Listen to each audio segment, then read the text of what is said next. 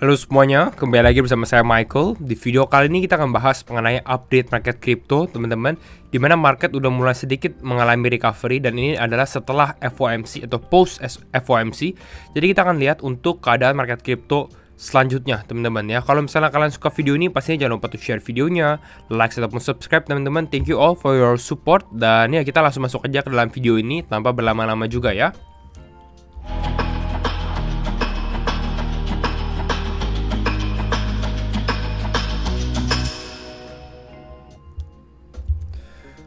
Oke, ya kita kalau lihat untuk market crypto saat ini, bahkan Bitcoin udah naik sedikit kisaran 105.000, teman-teman.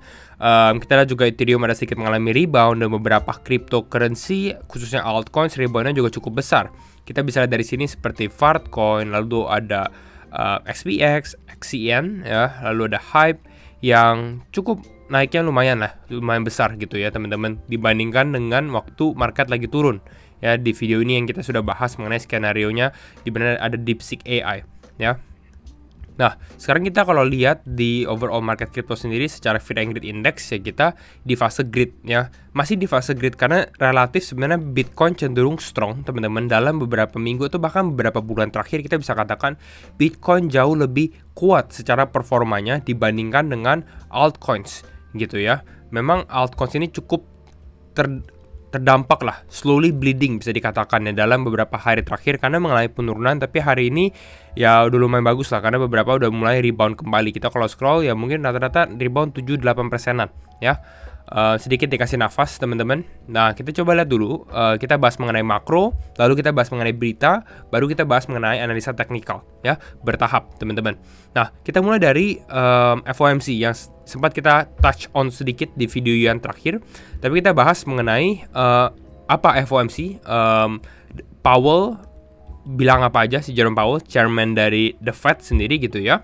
Lalu kita bilang polisi ini berdampak ke kripto atau enggak ya. Beberapa hal teman-teman, sesuai dengan yang sempat kita bahas juga bahwa suku bunga itu di hold atau di pause, jadi nggak mengalami kenaikan, nggak mengalami penurunan. Jadi dampak sebenarnya relatif lebih netral ke dalam market. Cuma saya lihat sebenarnya kalau di market crypto sendiri mungkin orang-orang berekspektasi sesuatu yang lebih buruk akan terjadi dari Jerome Powell punya speech, ya. Tapi ternyata itu nggak happen, nggak terlalu terjadi. Fairly lebih netral aja dari beberapa statement Jerome Powell. Tapi nggak cenderung bener-bener panic mode gitu, makanya market response dengan mengalami kenaikan ini masih cukup ya lumayan sesuai dengan analisa kita juga ya, yang saya sempat share mungkin di community di sini ataupun di YouTube, kalian bisa refer aja ceknya ya. Nah, sekarang kita bahas di sini beberapa hal ini mengenai tarif effects ya. Tarif effects ini sebenarnya dari Trump juga yang mau implement tarif gitu ya. Possibly tarif effects-nya belum tahu, masih terlalu besar lah. Ini bahkan dia bilang range of possibilities-nya terlalu besar. Tapi sebenarnya kalau misalnya tarif terjadi, itu seharusnya inflasi akan mengalami kenaikan kembali gitu. Jadi ya kalau misalnya terjadi langsung diimplement gitu ya teman-teman, itu mungkin akan agak gawat sebenarnya ke dalam ekonomi. Tapi saya rasa seharusnya ini akan cukup butuh waktu lah gitu ya. Jadi nggak akan langsung immediate effect. Tapi ya perlu disclaimer juga ya, saya bukan expert dari ekonomi juga teman-teman ya. Kembali lagi disclaimer on and do your own research pastinya. Lalu ini saya justru menarik ya. Di sini Jerome Powell stated bahwa dia belum ada kontak sama Presiden Trump ya. Jadi walaupun kalau teman-teman lihat mungkin di video saya atau di community ya, saya sempat share itu, Presiden Trump sempat bahas interest rate terlalu tinggi gitu ya, harus di-cut. Tapi mereka berdua, si Fed Chair Jerome Powell sama Presiden Trump ini belum pernah kontekan gitu ya, no kontak istilahnya, jalan sendiri aja masing-masing ya. Jadi itu, lalu beberapa hal, nah ini mereka masih stick ke 2% inflation target ya, 2% inflation target. Inflation ya udah cukup moderate lah, di kisaran 2,9an 2,7 ya kalau nggak salah ya, atau kisaran 3%. Tapi ya di area itu. Tapi ada satu hal yang saya mau bahas lebih dalam di sini. The committee's 2% inflation goal will be retained. Jadi goal 2%-nya itu akan tetap di-retain atau dipertahankan 2%-nya. Tapi kalian bisa cek di sini, will not be a focus of the review. Jadi mereka nggak akan fokus harus 2%. gitu. Jadi ini bukan jadi the main fokusnya lagi, which is sebenarnya ini menurut saya ini akan menjadi cukup bagus gitu. Mungkin market react-nya justru karena hal ini, karena salah satunya adalah possibility bahwa the Fed bisa cut rates itu di bulan Maret gitu. Tapi harus aware dulu gitu ya, karena di sini memang dia fokusnya ya masih ada inflationnya, real progress on inflation needed before policy changes. Jadi butuh ada progress inflasi. Jadi kalau misalnya at least inflasi mengalami penurunan, mungkin menurut saya ada potensi untuk the Fed cut rate di bulan Maret gitu. Tapi di sini dia juga bahas lagi di sini, Fed is not in a rush to change course on policy. Jadi ya mereka kan naikin suku bunga, terus saat ini Islam mau turunin, tapi turunnya pelan-pelan karena nggak terburu-buru istilahnya, ya. Dan nah di sini juga ada yang cukup menarik adalah Trump could successfully pressure Fed to lower rates. Ya kita lihat dalam 2 bulan, karena next FOMC itu bulan Maret gitu ya. Mungkin nanti Jerome Powell dan Donald Trump mereka ada ketemu gitu ya, membahas mengenai suku bunga. Mungkin kalau misalnya mereka melihat make sense dan lain-lain, ya bisa jadi karena Trump sendiri udah bahas bahwa suku bunga di US itu ketinggian gitu. Jadi ini possibility ya. Nah, sekarang kita bahas ke dalam beberapa berita. Tapi kita lihat dulu mengenai beberapa grafik lah teman-teman. Mungkin kalian butuh sedikit hopium istilahnya karena market lagi ngedown. Tapi memang kalau kita lihat dari Bitcoin sendiri, the cycle technically walaupun ada perbedaan-perbedaan, tapi ya bisa dikatakan history repeat itself gitu ya. Mirip lah istilah, kalian bisa lihat ya, early bull, euphoric bull. Early bull tuh jadi di awal, euphoric itu udah mau mulai mengalami yang kenaikan pesatnya. Ya kita tendensinya menurut saya ini udah di tengah-tengah sih. Jadi kalau misalnya kalian yang lihat video ini, kalian baru masuk ke dalam market crypto, ini nggak early, ini nggak awal ya. Kalian udah cukup telat istilahnya ya. Tapi bukan artinya kesempatan itu nggak akan datang ya, karena mungkin kedepannya masih ada juga untuk mengalami kenaikan juga gitu untuk euphoric bull. Kalau kita lihat dari posisi cycle kita dibandingkan dengan beberapa cycle sebelumnya. Next up itu, nah ini ya, siklus tahun ini memang jauh lebih berat teman-teman ya. Mungkin banyak orang yang lebih heavy altcoins, tapi altcoinsnya nggak performing. Dan ini terbukti bukan hanya kita sebagai retail investor, tapi ternyata VC atau venture capital, mereka yang invest di project-project crypto ya bisa dikatakan sejak awal mereka bilang apa? Secara returnnya mereka ini kecil. Nah karena return mereka itu berapa? 6 kali ya. 6 kali mungkin menurut kalian adalah 6 kali 600%. Lumayan dong. Iya lumayan, tapi kalau kalian bandingkan dengan life cycle atau tahun 2021, 2020, itu venture capital pada saat project launching mereka bisa return 563 kali. Jadi secara return jauh lebih kecil sekali gitu, karena cuma 6 kali ya. Kita retail buat dapetin 600% menurut saya masih possible juga. Ya kalau misalnya kalian beli di kripto kecil terus tiba-tiba makin lama ternyata besar, contoh seperti Fartcoin atau beberapa kripto lainnya gitu. Jadi ini satu hal yang kalian bisa perhatikan juga. Lalu di sini ada Norway ya, Norway Central Bank, Norwegia ya punya central bank ya, central bank mereka owning 500 juta of MicroStrategy shares. Jadi mungkin Norway technically mereka nggak beli Bitcoin, tapi mereka ada exposure ke Bitcoin gitu. Kenapa? Karena mereka mempunyai MicroStrategy stocks atau saham MicroStrategy MSTR gitu. Karena kan MicroStrategy kan holdnya Bitcoin aja gitu. Istilah bisnis modelnya adalah buy more Bitcoin. Lalu ini beberapa altcoin news. Kalau misalnya kalian yang suka altcoin news, yaitu adalah Hype flips Ethereum ya dalam 24 jam fee revenue terakhir gitu. Jadi kalian bisa lihat revenue Hype untuk fee-nya ya lebih tinggi dibandingkan Ethereum dalam 24 jam. Kita akan lihat apakah ini sustain atau enggak. Kalau menurut saya ini one time thing aja sih sebenarnya gitu ya. Tapi memang Ethereum decreasing banget secara activity. Tapi bukan artinya dia gagal dan lain-lain, tapi memang money-nya belum di situ gitu ya. Tapi big money-nya orang-orang pakai DeFi gitu-gitu masih di Ethereum karena trust masih di Ethereum. Orang-orang lebih percaya di Ethereum. Cuma Hyperliquid sebagai new chain dan orang transaksi, possibility of new airdrops yang kita sudah sempat bahas di video. Kalian bisa cek video saya mengenai Hyperliquid ya, make sense. Jadi dia lebih besar gitu ya. Plus ini waktu ini 24 jam terakhir kalau nggak salah ada buyback ya, buyback token Hype, makanya naik fee-nya.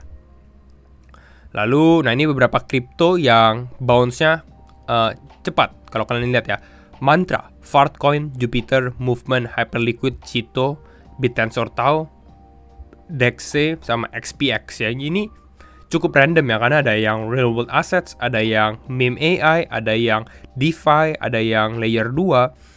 Tapi kalau Movement ini kenapa dia naik, saya tahu ini karena dia dimasukkan ke dalam WLFI ya, World Liberty Finance Project-nya Trump. Makanya dia nge-bounce-nya cukup cepat. Tapi kalau kalian perhatikan aja Mantra sama Fartcoin ini rata dua kripto ini yang saya paling sering melihat pada saat dia turun, dia naiknya cepat gitu. Lalu I like Tau udah cukup menarik karena underlook istilahnya pada saat AI agents hype gitu ya. Tau mempunyai fundamental kuat tapi jarang diperhatikan, akhirnya bisa mendapatkan spotlight kembali gitu. Nah, sekarang kita akan masuk ke dalam analisa teknikal teman-teman. Tapi sebelum masuk ke analisa teknikal, kalau teman-teman yang belum dan mencari exchange ya, belum punya exchange ataupun mencari exchange crypto, jangan lupa mungkin teman-teman bisa download aja atau menggunakan aplikasi Binance sendiri teman-teman, karena pribadi saya juga menggunakan aplikasi Binance. Saya rasa ini menjadi salah satu exchange yang the best lah, yang dimana all in one. Kalian bisa trade futures, kalian bisa spot, kalian bisa apapun di situ, mau staking, bahkan mau Web3 wallet pun dia juga ada. Jadi ini good untuk beginner maupun untuk pro users ya. Saya rasa rata-rata teman di sini udah ada, tapi kalau yang belum ada dan tertarik, feel free gitu ya untuk download Binance saja, bisa scan atau bisa download aja langsung dan bisa gunakan referral code saya di deskripsi teman-teman ya. Jangan lupa untuk join juga komunitas Wines Crypto Journal, Wines Crypto Chat ataupun Laba Lab, itu semua di Discord ataupun di Telegram, ada di deskripsi, kalian cek aja ya. Dan ya kita langsung masuk aja ke dalam technical teman-teman. Disclaimer on and do your own research. Kembali lagi kita coba lihat ya, sebenarnya saat ini kalau nggak salah ini masih sesuai dengan analisa kita. Kalau teman-teman ingat, saya sempat bahas potensi market untuk naik dulu, karena waktu itu udah sell off-nya udah cukup serem ya, fear di market itu cukup, saya juga merasakan gitu ya, orang-orang pada ketar-ketir takut Bitcoin turun dan alts malah bleeding tambah parah lagi. Tapi memang dia mengalami kenaikan, lalu sedikit ada rejections di area exponential moving average 50 dan 20, balik lagi ke sini. Kemarin FOMC saya juga sempat bahas ya di memang eksklusif community Laba Lab. Kita bentar lagi akan opening batch ya, 1 Februari. Jadi kalian stay tune aja. Itu possible bounce di FOMC. Ya, saya lebih cenderung pump dan memang alhasil dia mengalami kenaikan. Jadi memang so far so good. Coba yang perlu diperhatikan short term. Kalau kalian bisa perhatikan di sini, ya bisa dilihat di sini. Ini mungkin secara short term ya bisa dikatakan ini resistance ya teman-teman. Ini area resistance untuk Bitcoin. Kalian bisa lihat di sini konsolidasi pada saat weekend. Ini bentuk seperti ya area resistance lah. Lalu saat ini kita udah di area yang sama. Jadi kalau misalnya Bitcoin mau break ini, artinya Bitcoin harus bisa break resistance ya. Apakah bisa? Ya possibility untuk naik. Tapi untuk secara ini untuk short term ya teman-teman. Bisa aja. Tapi harus diperhatikan bahwa Bitcoin ini udah trading at all time high levels ya. Saya rasa kalau misalnya saya lihat secara objektif, kalau misalnya kalian lihat mungkin di time frame 12 jam atau 8 jam, view saya masih cukup sama seperti beberapa video yang lalu, yaitu adalah sebenarnya technically kalau Bitcoin masih trading under trendline yang warna putih ini ya. Kembali lagi, ini saya harus ulang-ulang terus ya. Di trendline bawah ini sebenarnya Bitcoin ini masih under pressure gitu ya. Kalau misalnya kita mau dia break all time highs lagi gitu ya, at least kan strong price action, harus naik benar-benar show real demand. Artinya apa? Artinya kita harus bisa break naik lagi ke atas ini gitu ya. Ini mungkin udah menembus area 110 ribuan lagi ya. Kalau dilihat dari sini ya upside ya mungkin bisa naik, tapi ya cukup limited gitu. Nah, tapi ada satu hal ya, mungkin Bitcoinnya cenderung kalau menurut saya pribadi ya, kalau kita lihat dari short term time frame di sini ya mungkin akan konsolidasi around this area gitu ya. Ya mungkin naik, mungkin turun, tapi ini lebih ke arah sideways selama dia masih bisa mempertahankan trendline ini aja.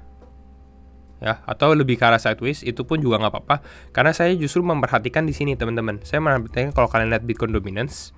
Nah, ini Bitcoin dominance-nya udah terlalu tinggi kan. Ini naik tinggi sekali. Dan kita bisa lihat dalam beberapa jam terakhir ini udah mulai back down lagi, udah mulai turun.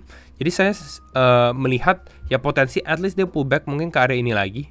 kalau misalnya seperti ini, walaupun tadi Bitcoin yang konsolidasi nggak ngapa-ngapain, tapi kalau kayak gini, altcoins justru malah bisa performing gitu. Dan ini saya lihat secara short term. Ya mungkin altcoins dalam beberapa hari ke depan justru akan lebih performing, asalkan Bitcoinnya nggak break. Jadi yang kita butuhkan adalah gini, yang kita butuhkan adalah Bitcoinnya nggak turun lah, nggak turun dari 100.000. Kalau misalnya Bitcoinnya turun ke bawah 99.000 kayak gini, ngedam kayak gini, altcoinsnya takutnya akan ke drag. Tapi kalau Bitcoinnya ya ranging aja di area ini, ya mungkin altcoin malah bisa naik gitu. Ya, jadi ini aja ya, sekedar outline ya teman-teman untuk Bitcoin, altcoin sedikit, market crypto teman-teman. Nanti mungkin next video kita bahas lagi. Ya kalau misalnya kalian suka video ini, pastinya jangan lupa untuk share videonya. Thank you all for watching, dan ya see you all in next video. Bye bye.